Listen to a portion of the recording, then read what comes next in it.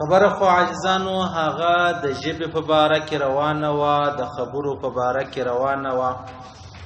پرون څه خبرې ما تاسو ته هغه وړاندې کې هغه عرض کړې چې هغه که کفر نه دی و کفر ته ډېرې نږدې خبرې دي. پرون به ستاسو یاد دي که کفر نه دی نو و کفر ته ډېرې نږدې خبرې دي. ما او تا به له هغو خپل ځان چې دی هغه ګورو. اوس علما فرمایي که یو چاته وویل چې هلکه دا غلط کار مه کوه وبېرېږه، الله جهنم پیدا کړی د جهنم وبېرېږه. علما فرمایي که ده ویل زه د جهنمه نه بېرېږم، دا خبره سړی کفر ته رسوي. عاجزانو دا خبره سړی کفر ته رسوي، زه د جهنمه څه نه بېرېږم. یا داسې خبره د علما فرمایي چې او چاته ویل چې هلکه د درواغ مه وایه، ده ویلې ول درواغ خو دې د ویلو دپاره، خو حال دا دی دا درواغ ویل دا حرام دی، او تا دا ویل چې دا د ویلو دپاره دی، د ویلو دپاره خو حلالې خبرې دي. نو ګویا تا و حرامو ته حلال وویل، دا سړی چیش کېږي؟ دا سړی کفر ته رسوي یا سړی په دې خبرو کافر کېږي. خو مقصد د خبرې دا دی عاجزانو، داسې خبرې به د خپله ژونده، داسې خبرې به د خپله رواجه، داسې خبرې به د خپله کوره باسو، دا به نه کوو عاجزانو. و د شپې چا میسیج راته کړی له دوبۍ څخه چې مولوي صاحب دا پتې کول ډېره لویه ګناه ده، که ټي وي کتل ډېره لویه ګناه ده. یعنې زما د چا سره یو اختلاف راغلی دی، زه وم پتې لویه ګناه ده، دی وی یا ټي وي کتل لویه ګناه ده. ما ویلې اوله خبره دا ده، زموږ په پښتنو کې دا ډېره غلطه خبره ده. یو سړی پتې کوي نو دی وایي چې یاره تر غیبت خو نو ښه دی، دا پتې کول تر غیبت نو څه دی راسې وی کو.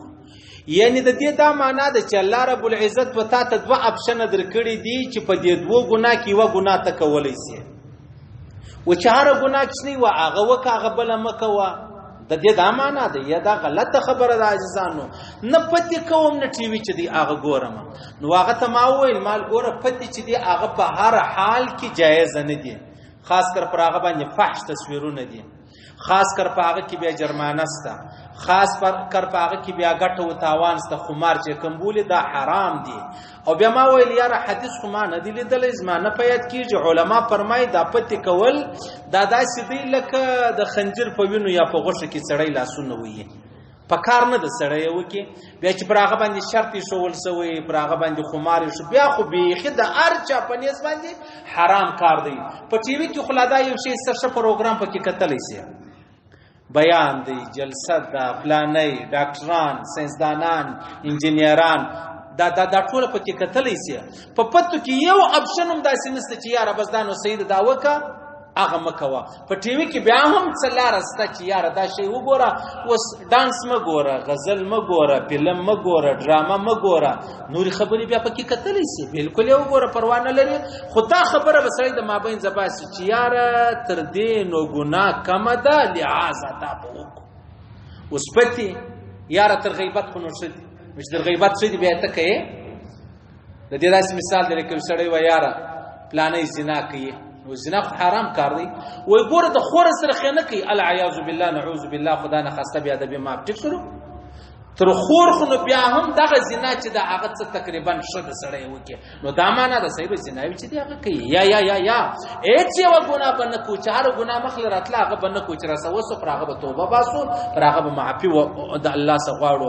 خو دا خبره د مابین ځواب باسي چې دا ګناه، دا کار ګناه کمه ده، د دې کار ګناه زیاته ده. لکه یو سړی وایي چې یاره د سګریټو ګناه زیاته ده، د نسوار خو پر کمه ده، نو لحاظه دا به کوم. که زما وس ورسېدي نسوار به هم نه کوم، که زما وس ورسېدي سګریټ به هم نه څکوم، که راڅخه وسو هره خبره پر هغه به معافي غواړم. دلایل سړی نه وایي، مناظره سړی نه کوي، جګړه چې د هغه سړی. که غواړئ ځان د مهمو اسلامي معلوماتو څخه خبر کړئ، د الحاج مولوي نورالدین اغا په نوم فیسبوک پاڼه خوښه او له نورو سره یې شریکه کړئ.